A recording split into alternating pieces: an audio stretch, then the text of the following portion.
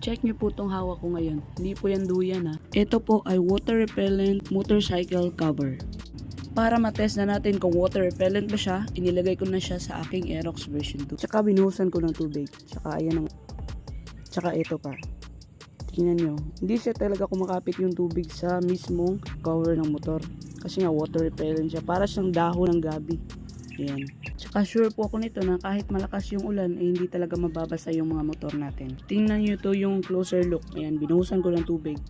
Talagang dumadaloy lang talaga yung tubig sa kanyang cover. Ayan.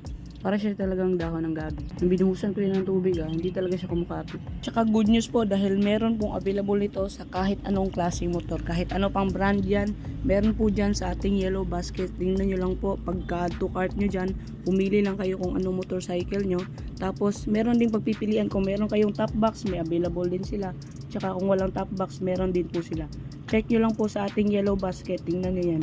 Dyan po mismo sa ating yellow basket. Dyan lang po kayo na shop bibili kasi yan po ay pinaka legit na shop. Kahit tingnan nyo po yung kanyang mga reviews. Maganda po ng mga reviews. Tsaka pa-follow na rin po sa ating account.